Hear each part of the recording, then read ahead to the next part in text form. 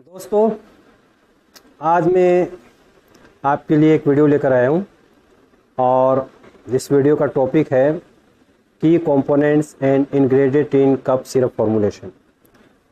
इस वीडियो में हम ये देखेंगे कि कप सिरप में कौन कौन से इंग्रेडिएंट्स यूज़ होते हैं, उनके मैकेनिज्म ऑफ एक्शन कैसे, वो कैसे काम करते हैं, उनके साइड इफ़ेक्ट्स क्या है। तो let's start the video. First of all, what is the cough? Cough हमारी बॉडी के लिए एक प्रोटेक्टिव प्रोसेस है, एक डिफेंस प्रोसेस है। जब भी हमारे रेस्पिरेटरी ट्रैक्ट के अंदर या एयरवेज के अंदर कोई इरिटेंट्स या डस्ट पार्टिकल्स आता है तो उसको बॉडी से बाहर निकालने के लिए हमें कफिंग होती है। तो अगर कफ कुछ टाइम के लिए होती है, for some time, it is good for the health. यहाँ पर हम देखेंगे कि ड्यूरेशन की कफ की अगर हम बात करें तो हम कफ को दो पार्ट में डिवाइड करते हैं, acute cough and chronic cough. Acute cough जो होती है वो नॉर्मली 2 to 3 वीक्स के लिए तक होती है, तो उसको हम एक्यूट कफ में लाते हैं, जो कि जनरली कोल्ड या फ्लू की वजह से होती है। क्रोनिक कफ की हम बात करें तो क्रोनिक कफ मोर देन 3 वीक्स अगर कोई कफ जा रही है तो उसको हम क्रोनिक कफ में इंक्लूड करते हैं, और ये जनरली इलनेस या इन्फेक्शन की वजह से होती है, जैसे अस्थमा है या क्रोनिक ब्रोंकाइटिस है, इसमें आते हैं। अब हम बात कफ को अगर म्यूकस प्रोडक्शन के अगर देखें कि कौन सी कफ में म्यूकस प्रोडक्शन होता है, किस में नहीं होता है, तो उसमें हम कफ के दो टाइप्स लेते हैं, wet cough and dry cough. Wet cough के अंदर म्यूकस का प्रोडक्शन होता है और ड्राई कफ के अंदर म्यूकस का प्रोडक्शन नहीं होता, यानी इसमें एक्सपेल्जन ऑफ फ्लूइड नहीं होता। अब हम देखेंगे कि कफ मेडिसिन के टाइप्स। तो यहाँ पर कफ मेडिसिन के दो इंपॉर्टेंट टाइप्स होते हैं। First is antitussive and second one is expectorant. Antitussive जो कफ मेडिसिन होती है, इसको कफ सप्रेसेंट के नाम से भी जाना जाता है, और जनरली ये एक्शन करती है कफ सेंटर के ऊपर। कफ सेंटर क्या है? कफ सेंटर ब्रेन के अंदर मेडुला ऑब्लोंगेटा जो पार्ट होता है वहां पर ये कफ सेंटर लोकेटेड होता है। और एंटीटसिव जो मेडिसिन होती है, चाहे वो टैबलेट की फॉर्म में हो या किसी भी फॉर्मुलेशन में, सिरप की फॉर्म में हो सकती है, तो ये कफ सेंटर को सप्रेस करती है और उससे ये कफ रिफ्लेक्स को इनिबिट कर करके कफ के अंदर रिलैक्स करती है। दूसरा टाइप की अगर हम बात करें सेकंड टाइप्स के, तो वो एक्सपेक्टोरेंट। और एक्सपेक्टोरेंट क्या करती है कि ये वेट कफ में ज़्यादा इंपॉर्टेंट होती है, बिकॉज इसमें जो थिक म्यूकस होता है, जो ब्रोंक्यूल्स में, लंग्स में, थ्रोट में जो म्यूकस होता है वो बड़ा विस्कस हो जाता है, तो उसको ये डाइल्यूट कर कर बॉडी से एक्सपेल करने का काम करता है, उसकी विस्कोसिटी कम करता है ताकि वो आसानी से जो है एक्सपेल किया जा सके बॉडी से। अब हम बात कफ इंग्रेडिएंट्स की करेंगे। तो यहाँ पर जैसे मैंने जनरली 4 इंपॉर्टेंट इंग्रेडिएंट्स को स्लाइड में दिखाया है। फर्स्ट इंग्रेडिएंट जो है वो एक्सपेक्टोरेंट है। जैसे मैंने आपको बताया कि एक्सपेक्टोरेंट जो है वो थिक म्यूकस को डाइल्यूट करता है, म्यूकस की विस्कोसिटी को कम करता है, ताकि म्यूकस को आसानी से, फ्लेजम को आसानी से बॉडी से एक्सपेल किया जा सकता है। दूसरा जो टाइप है वो है कफ सप्रेसेंट। कफ सप्रेसेंट है वो मेडुला ऑब्लोंगेटा के अंदर जो कफ सेंटर होता है उसके ऊपर ये काम करता है, और वहाँ पर ये कफ रिफ्लेक्सेस जो होते हैं या जो एक्टिविटी होती है उसको कम करता है, जिससे कि कफ में रिलैक्स मिलता है। तीसरा इंपॉर्टेंट टाइप, तीसरा जो इंग्रेडिएंट है जो जनरली कफ सिरप में यूज होता है, एंटीहिस्टामिन्स है। अगर हमने देखा कि जनरली कफ जो होती है वो एलर्जी की वजह से होती है, तो अगर कफ एलर्जी से प्रोड्यूस हो रही है तो उसमें एंटीहिस्टामिन्स भी इंक्लूड किया जा सकता है, जैसे डाइनफेनहाइड्रामाइन हम यूज कर सकते हैं। डीकॉन्जेस्टेंट की अगर हम बात करें, जैसे फिनाइलएफ्राइन हाइड्रोक्लोराइड है, तो डीकॉन्जेस्टेंट जो होते हैं वो चेस्ट कंजेशन को कम करते हैं और नेजल डिस्चार्ज है उसको कम करते हैं। कफ मेडिकेशन को हम एक तरह से 3 टाइप्स में भी डिवाइड कर सकते हैं, cough suppressant, combination cough products and expectorant. Cough suppressant, जैसे मैंने आपको बताया कि कफ सप्रेसेंट जो मेडिकेशन होती है ये कफ सेंटर के ऊपर काम करती है और ड्राई कफ के लिए बहुत ही अच्छी होती है। वेट कफ में इसका इतना ज़्यादा यूज़ नहीं होता है। और कफ सप्रेसेंट में अगर मैं एग्जांपल की बात करूं तो डेक्स्ट्रोमेथोर्फेन का बहुत यूज़ होता है कफ सिरप में, कोडीन सल्फेट का बहुत यूज़ होता है। अब हम बात करते हैं कॉम्बिनेशन कप प्रोडक्ट्स में। तो कॉम्बिनेशन कप प्रोडक्ट्स में क्या होता है कि कभी कभी जैसे हम लगता है कि भी नेजल डिस्चार्ज भी ज़्यादा हो रहा है एलर्जी भी है, तो हम इसमें एक या एक से ज़्यादा इंग्रेडिएंट को एक साथ कफ सिरप में यूज़ करते हैं। जैसे कि एम्ब्रोक्सोल है, एम्ब्रोक्सोल, डाइफेनहाइड्रामाइन को हम यूज़ कर सकते हैं, फिनाइलिफ्राइन हाइड्रोक्लोराइड, क्लोरफेंडामाइन मेलेट को यूज़ करते हैं। तो इस तरह से हम एक से ज़्यादा इंग्रेडिएंट को इस्तेमाल करते हैं। तीसरा इंपॉर्टेंट कफ मेडिकेशन टाइप होता है एक्सपेक्टोरेंट। तो एक्सपेक्टोरेंट का काम यही होता है कि थिक म्यूकस को डाइल्यूट करता है, विस्कोसिटी जो म्यूकस की होती है उसको रिड्यूस करता है ताकि उसको आसानी से हम एक्सपेल कर सके और हमें कफ में रिलैक्स हो सके। अब हम बात करते हैं एक्सपेक्टोरेंट की कुछ लिस्ट की, कौन कौन से इंपॉर्टेंट एक्सपेक्टोरेंट है जो कफ सिरप में यूज किए जाते हैं। तो इसी में सबसे पहले आता है ग्वाइफेनेसिन। देखिए ग्वाइफेनेसिन जो है ये प्लांट से ऑब्टेंड होता है। ग्वाइफेनेसिन को इस तरह से ऑब्टेंड किया जाता है कि जिस प्लांट से ऑब्टेंड होता है उसका नाम है ग्वाइजेकम ऑफिसिनेल। इस प्लांट की जो वुड पार्ट होता है, यानी इसका जो ट्री का जो वुड पार्ट होता है, उससे रेजिन को निकाला जाता है और फिर रेजिन से ग्वाइफेनेसिन को बनाया जाता है।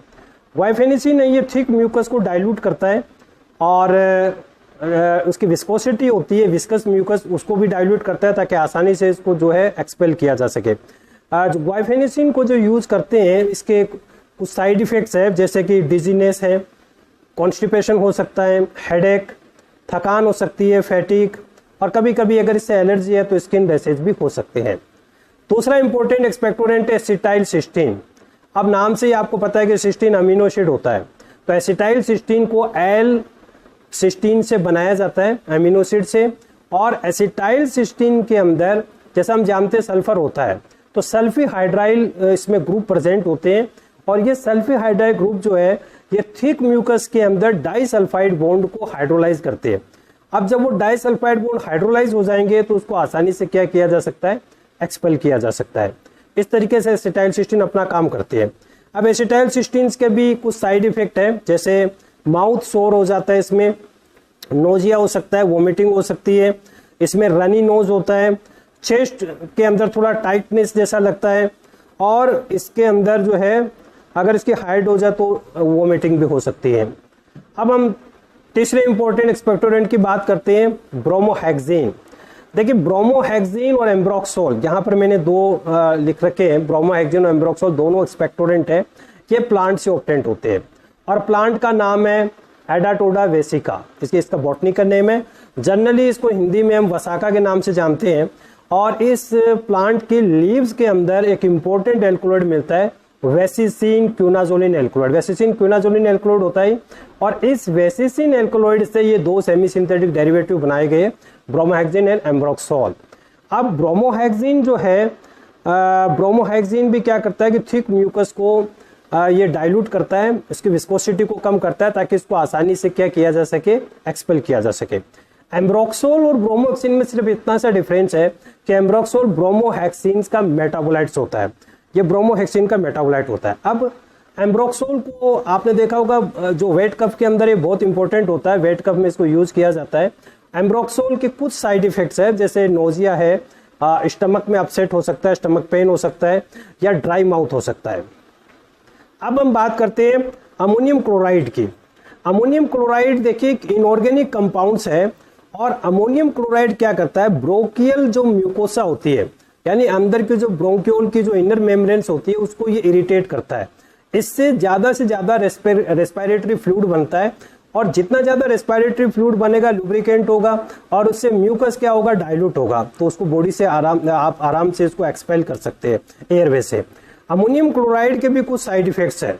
अमोनियम क्लोराइड के साइड इफेक्ट्स में हम देखें तो ये डिजीनेस, जैसे इसमें चक्कर आ सकते हैं, ड्रोसीनेस, इसमें नींद जैसा लगता है, बार बार नींद का फीलिंग आती है, नोजिया हो सकता है, स्टमक पेन हो सकता है, इसमें कॉन्स्टिपेशन हो सकता है और हेडेक होता है। और अगर अमोनियम क्लोराइड से एलर्जी है तो इसमें स्किन रेश भी हो सकता है। अब हम बात करते हैं पोटेशियम आयोडाइड की। देखिए पोटेशियम आयोडाइड का भी जो मैकेनिज्म ऑफ एक्शन है बिल्कुल अमोनियम क्लोराइड की तरह, ये भी एक इनऑर्गेनिक कंपाउंड होता है, हम जानते हैं KI इसका फॉर्मूला है। और पोटेशियम आयोडाइड भी क्या करता है, रेस्पिरेटरी फ्लूइड को ज़्यादा बनाता है ताकि इसमें लुब्रिकेंट इफेक्ट आता है और जो थिक म्यूकस होता है वो डाइल्यूट हो जाता है और उसको आसानी से हम एक्सपेल कर सकते हैं।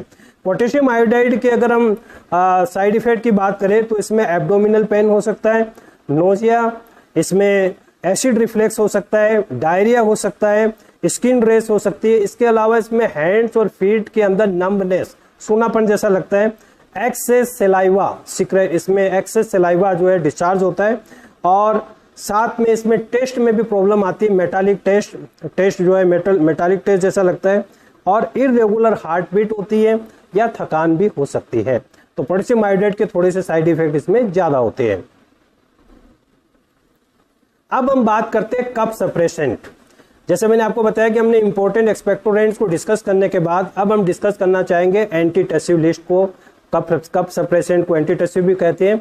तो यहाँ पर मैंने 2 इंपॉर्टेंट कफ सप्रेसेंट को इंक्लूड किया। इसका मतलब ये नहीं इसमें और भी बहुत कफ सप्रेसेंट होते हैं, जैसे हाइड्रोकोडोन होता है। तो डेक्स्ट्रोमेथोर्फेन और कोडीन, इनको कफ सिरप में ज़्यादा यूज किया जाता है।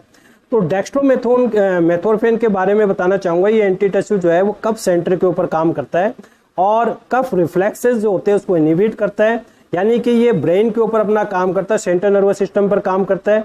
डेक्स्ट्रोमेथोर्फेन जो होता है ये डेक्स्ट्रो आइसोमर्स है लिवोरफेनोल का, और डेक्स्ट्रोमेथोर्फेन के बारे में हम ये कह सकते हैं कि ये 4 ईयर से बिलो चाइल्ड को ये नहीं दिया जाना चाहिए।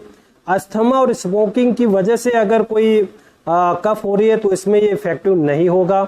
और डेक्स्ट्रोमेथोर्फेन को माओ इनोवेटर जो होते हैं, यानी जो अगर एंटी डिप्रेशन मेडिकेशन ले रहे हैं और अगर वो सेलेजिलिन को ले रहे हैं, फेनेल्जिन को ले रहे हैं, जो माओ इनोवेटर ड्रग को यूज करते हैं, तो इससे ड्रग इंटरेक्शन सीरियस हो सकता है। तो कभी भी माओ इनोवेटर के साथ में डेक्स्ट्रोमेथोर्फेन को यूज नहीं करना चाहिए।